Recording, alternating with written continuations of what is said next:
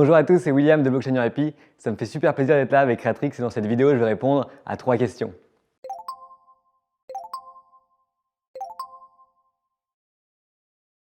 Et en pratique, ce n'est pas du tout obligatoire. On a un grand principe qui est posé par une convention internationale qui est celui de la protection automatique des créations. C'est une faveur qui a été faite aux créateurs parce qu'on n'imagine pas Picasso par exemple remplir un formulaire à chaque fois qu'il pose son pinceau, contrairement aux ingénieurs qui doivent déposer des brevets. C'est dans la pratique en réalité que ça se complique parce que les avocats ils sont habitués à protéger leurs clients avec ce qu'on appelle des bouts de ficelle. Ça va être des documents usuels de la vie des affaires, des vidéos YouTube, des emails, toutes sortes de preuves qu'on va tendre au juge en espérant que ça passe. Protéger ses créations quand on est un artiste, c'est 1. Mettre toutes ses chances de côté en cas de contentieux de l'emporter, et puis 2. Ça envoie un signal fort à vos adversaires que vous êtes déterminés à faire respecter vos droits.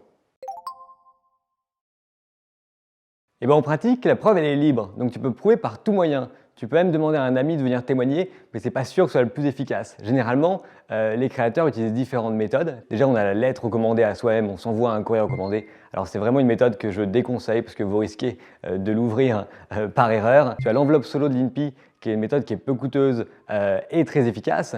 Tu as le constat d'huissier si par exemple tu dois constater un ensemble de documents et que ça ne rentre pas dans une enveloppe solo. Et puis après, tu as des méthodes d'horodatage électronique comme la preuve blockchain qui présente l'intérêt en fait d'être des standards internationaux basés sur des règles mathématiques qui sont les mêmes à Londres, à Paris ou à Tokyo. Enfin, petite astuce pour les créateurs, il existe une solution qui est complètement gratuite, c'est la Wayback Machine. Contrairement, c'est une sorte de site qui archive l'historique de tous les sites internet. Donc tu as la possibilité de demander à ce qu'une page elle soit capturée par la Wayback Machine et on peut utiliser ensuite la capture de la Wayback Machine devant un juge. Alors le problème c'est que ça rend public effectivement ta création, donc si c'est quelque chose que tu veux garder secret pendant un moment, il vaut mieux opter pour l'enveloppe solo ou la preuve blockchain.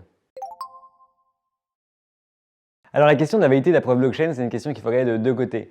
D'un côté la réalité technique, et là la preuve blockchain de mon point de vue, c'est la meilleure preuve qu'on ait jamais eue pour 2 raisons. 1, c'est exactement comme la signature électronique, sauf que à la place de protéger la création sur un serveur centralisé, on va la protéger sur 50 000. Et puis 2, surtout, c'est une méthode qui est internationale by design et qui a déjà été reconnue dans différents pays du monde. Ça a commencé en Chine avec le tribunal de Hangzhou, en Italie également la preuve blockchain est reconnue, aux États-Unis. En France, on n'a pas encore de décision de justice parce que ça prend du temps. On a une réponse ministérielle qui est venue enfoncer une porte ouverte finalement et nous dire qu'il n'y a aucune raison de discriminer la preuve blockchain par rapport à une autre preuve électronique. Donc si tu veux, la doctrine aujourd'hui elle est unanime. La question qui se pose, c'est plutôt une question de procédure. C'est comment est-ce que tu vas utiliser cette preuve blockchain qui est un petit peu technique devant le juge. C'est pas que le juge ne soit pas technophile, mais tout simplement pour des bêtes règles terre à terre de procédure, il n'a pas le droit de mener d'investigation. C'est-à-dire qu'à l'audience, il ne peut pas prendre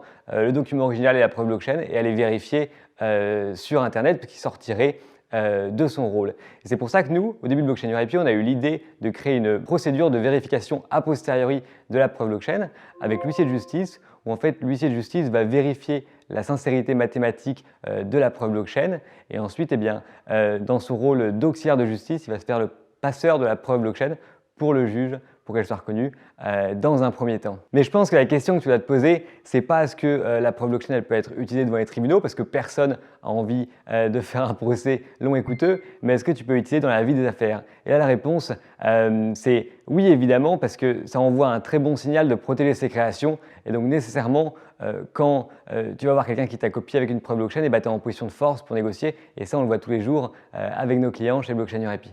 C'était William Fauchou de Blockchain Your Happy et je vous dis à très bientôt sur Creatrix.